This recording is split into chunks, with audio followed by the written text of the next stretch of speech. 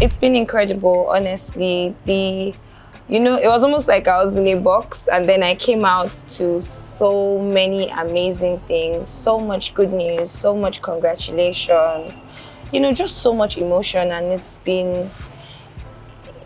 been overwhelming in a really good way, in a very, very good way. The response to it has been great.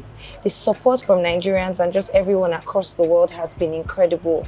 So honestly, I cannot be more grateful and more happy that I took the step in the first place. So honestly, when I first thought about it, it wasn't, because in truth, at that time, I hadn't fully grasped, what it was. So it was just a passing thought. I was like, oh yeah, like I said before, I was obsessed with Guinness World. So I just thought to my brother, at the time I didn't even know there was a category for longest cooking marathon. So I just told my brother, imagine somebody cooks for a very long time and all that, and he makes Guinness World Record. So at the time I hadn't, so I now did some research, and that's when I found out that, there's actually a category, someone has just even, gotten this title and all that. So when I say I prepared for it for 5 years, a lot of people might assume that, okay, that's when the team came together. But 5 years ago, I was not the Hilda I am today. You understand? 5 years ago, I didn't have a brand, I didn't have a restaurant, I didn't have the financial capacity to fund something like this. So obviously, I feel like God just sort of knew that I was going to do this at some point. So he needed to prepare me. He needed to put me in the position to meet the right kinds of people that would be able to now come together to make this dream a reality.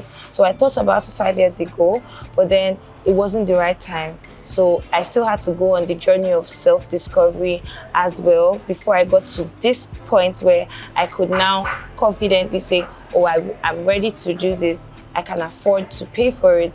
And, I have the right team that would come together to make it happen. Oh, definitely not. Honestly, even when I thought that, this was going to be successful, I did not see it in this grand global scale. And if I say, I saw it this big, I would be honestly lying. You understand? I just knew that, okay, this is a good initiative. It's a really amazing experience I'm trying to create. And I think it's a very good thing to do. It's going to be good for my brand. It's going to be good for my legacy. And it's going to help propagate Nigerians in a good light and propagate Nigerian recipes. And I was just like, I'm just going to run with it. So even while doing this, I understood that there's a possibility that it might not take. So I might do all this and, people might not resonate with it the way I want them to or the way I expect them to. But honestly, when I thought about that, that was still okay. I was still willing and ready to make that sacrifice. And that's how I knew that, it's really the will of God for me to do this. So I'll just run with it. So I had a very interesting childhood. My mother is very loving. And for the longest time while we were kids, she sort of shouldered the responsibility of us, somewhat single-handedly. But that's not my takeaway. It was more the fact that even when my mother didn't have the means, she always wanted the best. So she always wanted the best for her kids. She always wanted the best for her customers.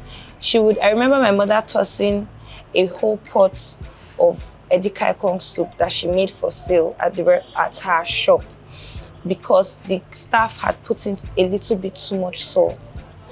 And then another time it was that the vegetable wasn't cut the right way. So, and she was making a loss, but, she was just always all about whatever the turnout is, whatever is worth doing well. So sometimes it would bite her in the leg because she would put in for something where she sent us to really good and expensive schools. And sometimes the question is, you sell food under a canopy. How are you paying for your children to go to these kinds of schools? But she just knew that she didn't want the life that she had for her children. She wanted to give us a better opportunity to at least make it, a better fighting chance to make it. And I took away from that. So for every single time I tried to do something, I would always put in my all into it, because I would always look at my mommy's life and I'm like, if my life is anything like my mother, there's always the saying that, the next one is always better than the last one, right? So if I'm anything like my mother, I just need to put in more work and just apply more wisdom. And she has given me that platform because she has sent me to school, she has advised me, So if I do the right things and I make the right call, I can create a legacy that would help our family just elevate in terms of our financial status and even like generally. So just seeing her, watching her, and watching my elder brother really inspired the kind of person that I am today. I think my mom is very proud and very my mommy is she's very guarding, and she has 7 children and a couple other adopted children. And I don't know how she's able to create a balance. My mother calls me at least 7 times a day. She's the first person to call me in the morning as early as 5, and most likely the last person I speak to before I sleep. And she has this same level of attention to all her children, she's very loving and very supportive. I don't know how to emphasize how supportive my mother is. My mother has supported us through the scariest dreams. I remember this time, when I was in school, they said I wanted to put in for like a pageant. It was Miss Oasis International College, my secondary school, one of the secondary schools I went to at the time. And I remember my mother shipping the traditional wear from Akwa Ibom, like for me to wear the exact traditional outfit. She sent a staff to bring shoes to school. Like, no parent was more extra than my mother for that. So she takes every single thing we do so personally. Like, she would shut down her business and come here just to show up for me. And this is even without the assurance that she may not even know what I'm doing. But it's just that I've told her, oh, I want to do this thing. Even if she struggles, she will just spend her nights praying that God will protect her child. And it's honestly is my next life. I still want her to be my mom because I honestly feel like she's a gift to us, her children. She's so supportive. Like, she has been supportive of my brother even before he figured out what he wanted to do. Where other parents, are all about, my son, my first son, he has to be a doctor, he has to be this, he has to be that. But my brother went through a phase, and my brother is very set in his ways, so he's very intelligent and he's very focused. So he wants to do one thing at a time. At the time, it was music, and music is a very scary venture. But I remember my mommy buying tickets to a show that my brother wanted to, perform at, and buying him his first Yeezy boots and trying to make sure he got the best outfits put together. When other parents would be crazy that, why are you not doing, like, you studied engineering, why are you not doing this? She would allow us in our element to shine till we find our way. And then she would just take whatever concern she has to God and pray about it. And I think God, just knowing that her intentions are pure, just helps us to find our way through. She's amazing, honestly. She is. Even when she struggled, because I remember the first day was really hard. Even when she struggled, it wasn't from me, oh, I know Eddie, she's going to make it. It was no longer from me, oh, I know my daughter face. It was more from me, I've put this in the hand of God and he's not going to disappoint me. She was just speaking from a place of faith and just knowing that the God that has answered all the other prayers that she has prayed is going to answer this one. And he did. So for me, it's not just about, creating a platform where women can come out and speak. I feel like this is more internal. I need for young women to see that there's more to them, than what the society than the stereotype that the society puts out there, right?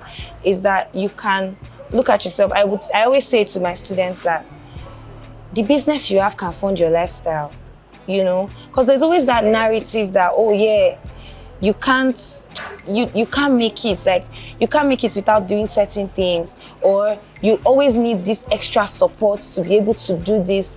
You need them to create a platform for you to, and I'm saying this from an informed place because I used to be like that. I used to think that that was what it took. So I went through an entire journey, and the minute I started to realize that these are things that you're capable of doing yourself, God has put something in your hands, and you just need to focus on that thing that has been put in your hands. But it's hard to tell somebody that when you have, like, you can't give what you don't have, right? So for me is, I need to keep doing things with myself, to keep showing people that I am doing this, so you can do it as well. Like, you can win as well. Like with my business and my restaurant, is you can have a business, you can start cooking from home, and you can build that business properly to the point where you can open an outlet, and you can manage that outlet so well, and with the grace of God also open a bigger outlet and branch out. You just need to do it properly. You cannot just sit down and wait. You need to do your due diligence. You need to read books. I feel like it's important that people understand that it takes a lot of work, but you have to be willing to do the work to make the difference.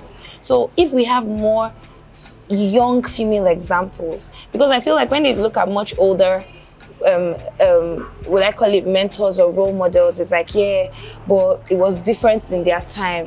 In my time, there's social media, there are so many distractions. Okay, so maybe if you see someone as young as you doing the same thing, and they're showing you a template, it would sort of inform you to see that, to look inward, to understand that, you know what, there's more to me, and I just need to structure my life better to know that I can make it. Like, I can actually make it without whatever people think I need to do to make it. Like, I can create this platform for myself. I don't need to sit around and wait for somebody to hand it to me. And yeah, so I feel like that's one of the most important things for this fit, is that young people see that there is more to them. Like, you just need to bet on yourself, and you need to put in the work, because it's work. It's not easy. I'm not going to tell you that it's easy. A lot of people see this buzz right now, and most of them think I dropped from the sky.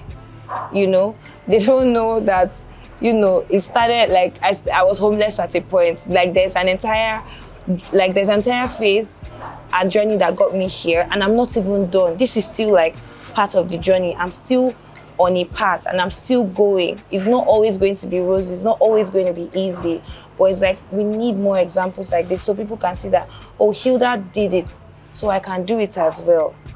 So when I started at a disadvantage, and let me explain what I mean. During the dry run, I started at 10:19 a.m. So I was up at 7, came in, I was rested, and I got into it. Now, during the main event, I was up at 5, could barely sleep in the night because I was anxious.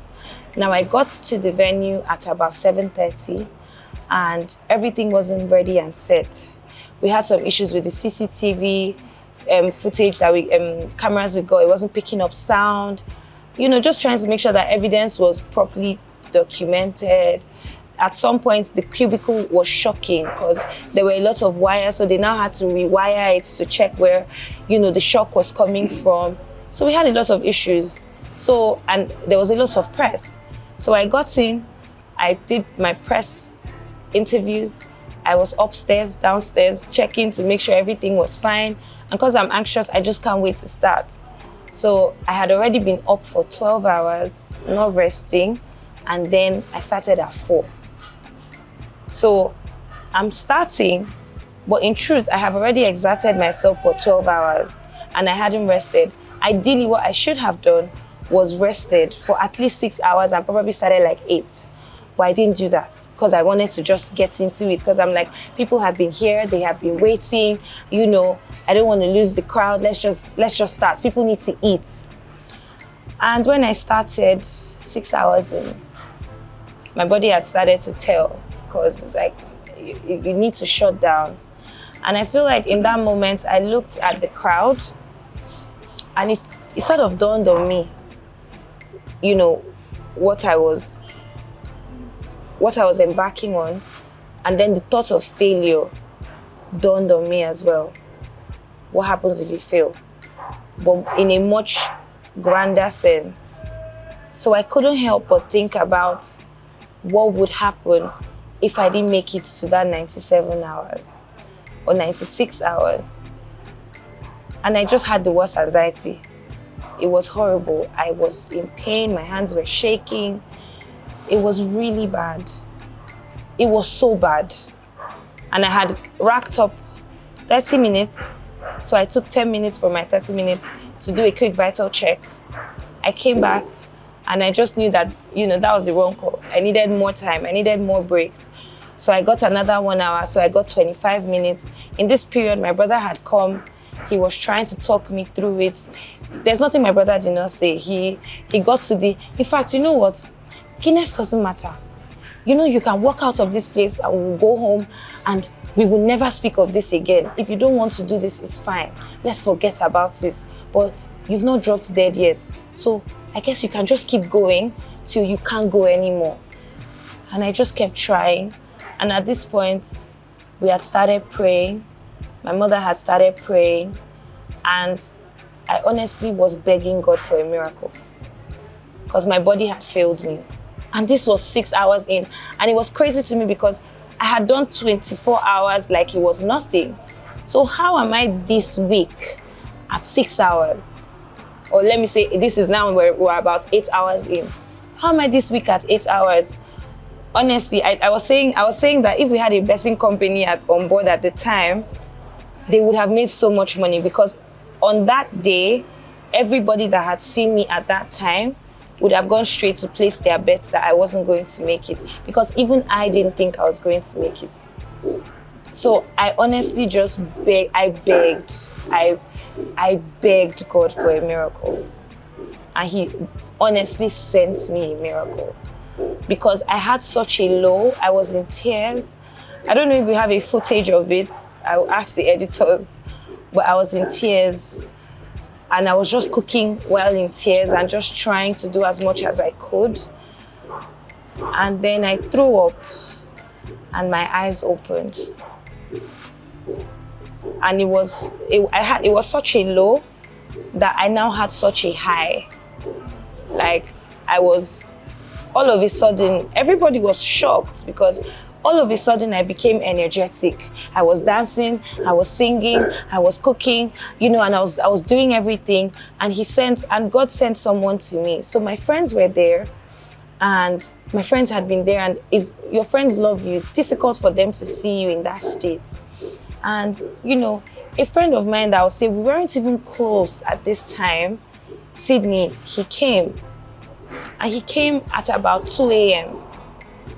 And he was in front of the box at the time, and he was dancing, and he would say to me, he'll be like, "Hilda, look at me." And I'll look, but I kept telling myself, don't get used to this energy. He's not going to be here for that long. He's not going to be here for that long. Don't get used to this. Don't get used to this. So I wouldn't look at him. And some way, somehow, he found his way. He came into the box. And then obviously, like, everybody's trying to hype you. Amma was there, was hyping me. My boyfriend was there. He was just looking at me and just trying to give me all the energy. My brother was there.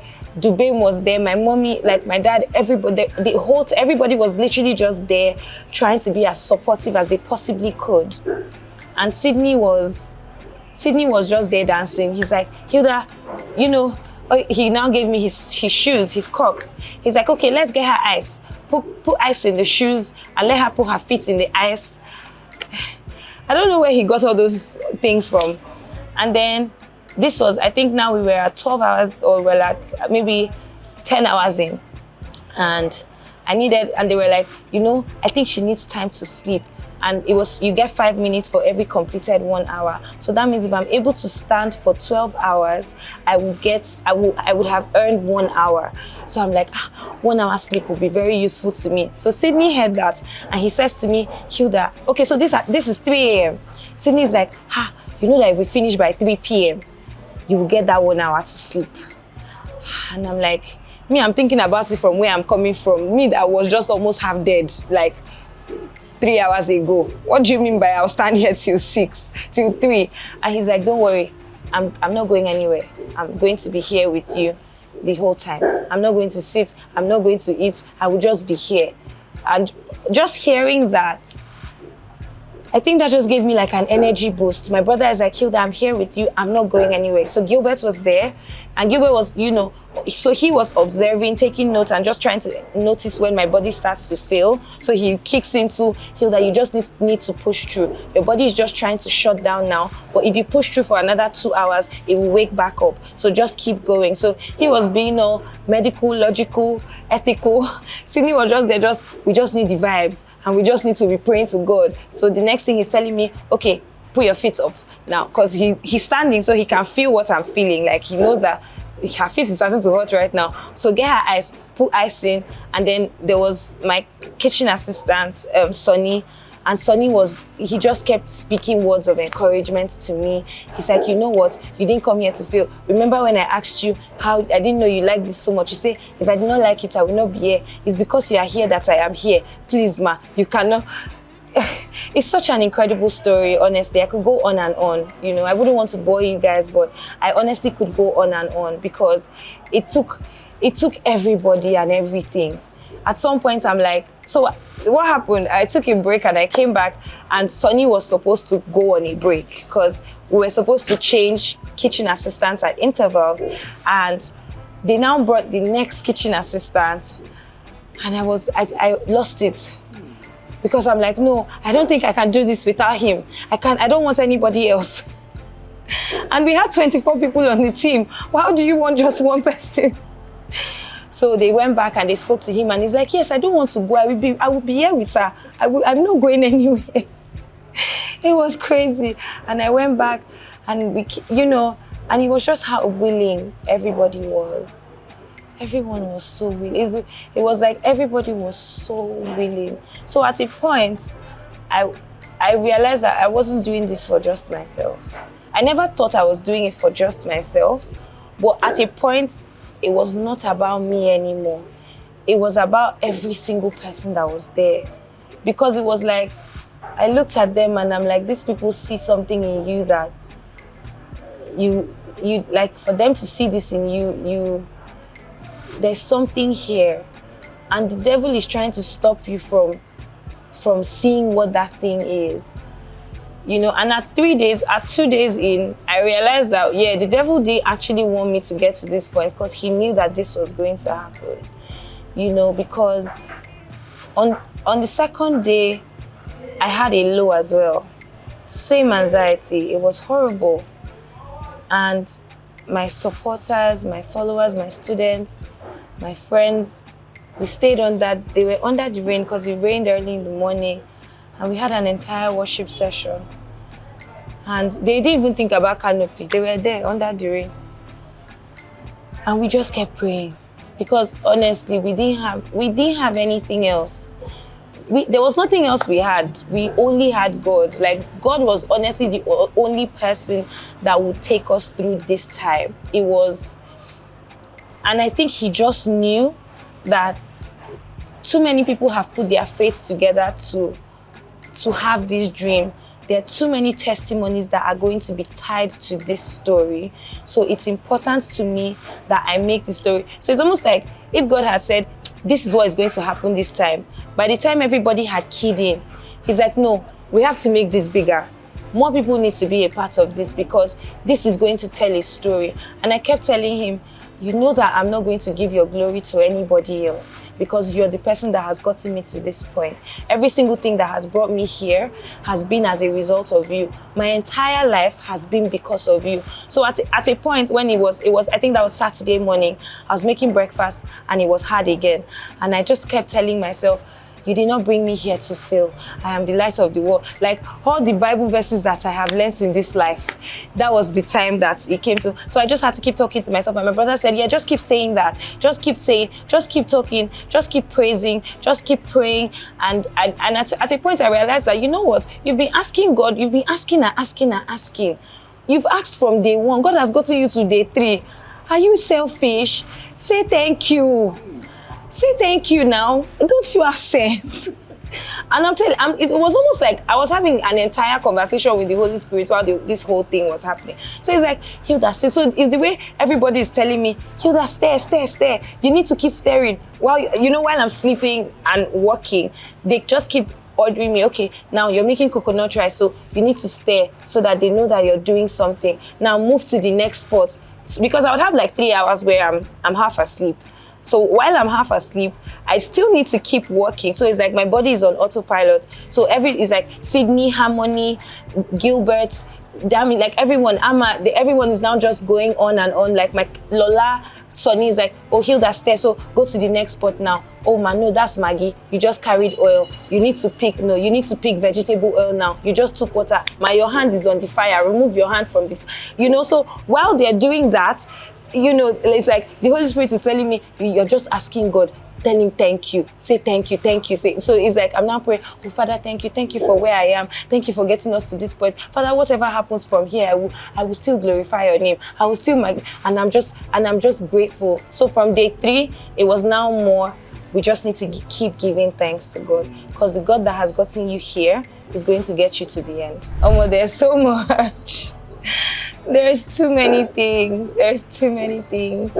I mean, away from all the buzz, I was setting plans in motion to open a bigger space for the restaurant, because honestly, we were kind of outgrowing this space and we need a much bigger staff strength. So there's that. I have classes, and I need to do my next class because the intending students have been on me. I'm working on a cookware line. Yeah, so pots, basically just cookware, because there are things that I've looked out for. People used to always be very intrigued with my cookware, and there are things that I look out for that I don't see, or there are certain designs that maybe I haven't found them, but I've not been able to see them, and I feel like, oh, there are cookwares that work for both content creators and food vendors, and just for home use, that are durable. And so for me, it's like I need to put a collection like that together that is is affordable, but at the same time is not for everybody, but at the same time people can put money together to be able to afford it. There is that. I want to do classes across, I want to host master classes across the world, because again, I honestly feel like Nigerian food is so good. Like, it is so good. And it's hurtful when I teach, because when I teach my students, I have so many students from across the world, and when they try to recreate these recipes, it's so difficult because finding the ingredients is so hard. And I'm like, it's because a lot of people are not making these meals in these parts of the world that they don't feel the need to cultivate these ingredients. They are not planting it, they are not growing it, they are not shipping it, and everything is it's just here. It's like when you come to Nigeria, oh, you can make all these meals, but when you're in the UK or in the US or you're in Italy or you're in Dubai, it becomes a huge hassle to be able to make it. But that's not the goal. It's like if the demand for it increases, what happens is more people will think that, okay, there's a business here. So maybe if I'm able to grow water leaf, if I'm able to grow wild spinach, that's okazi, if I'm able to grow this, if we can ship some periwinkles, if we can have more snails, if we can have, egusi, and I want you to be able to walk into for a Tesco, for instance, and you don't have to travel all the way to one African store to be able to find Nigerian ingredients, because it's only a select few of people. Just the way we would make Alfredo pasta at home, or go to restaurants and want to try Alfredo, I want to try this. It's like, that's what I want for Nigerian recipes, where people are going to fine dining and they are saying, oh, would like to try your seafood okra and your poundo. Want your bean cake, and there's want your agoyin beans. That is it, because it is such good food. It's not a meal that you need to go to your house and remove your shirts and eat. That's it. That's what we've pushed it out as, but it goes beyond that. More people need to try it because it's such comfort food, and I need it to be integrated into every home across the world. So whatever it takes for me to achieve that is definitely what I'm doing. Obviously, I want to work with brands because in truth, there are quite a number of brands that I've looked forward to working with, not just because I want the name, oh, I'm working with this brand or I'm signed to this brand, it's because I have so much value to add to the brand. There are so many things where I feel like, oh, there are products and then there are solutions that we can come together to create, to build an ease of service and ease of use. Because again, I'm a consumer, I'm a very heavy consumer. So I know that, you know, my insight is going to be very useful. And I'm very big on integrity. So I'm not going to take on a brand just because of money. It's more, I know that there's value that I can bring to this brand, and there's a value that this brand can also bring to the people that I need to share them with. Honestly, I just feel like it's just vibes, honestly. You know, Nigerians are very happy people. So we make light of even the worst situation. So just imagine what happens when it's good news and it's something to be proud of, and it's just a breath of fresh air. So I feel like we'd make light of every single thing. And that's honestly, like, my friends keep sending me like all these memes, and I think the funniest one I've seen so far right now is Ola of Lagos. He was doing a showing, and then he goes into the kitchen and he goes, if Hilda Baci catch this kitchen, she be good for 5,000 years, she no go feel like. And every time I see that video, it cracks me up. Like, I cannot stop laughing, you know. So it's honestly just nice. It's really nice. Like, it just enforces. Nigerians are very happy people. We're very supportive people. We just give us a chance. Honestly, just give us a chance, and you'll see what we're capable of.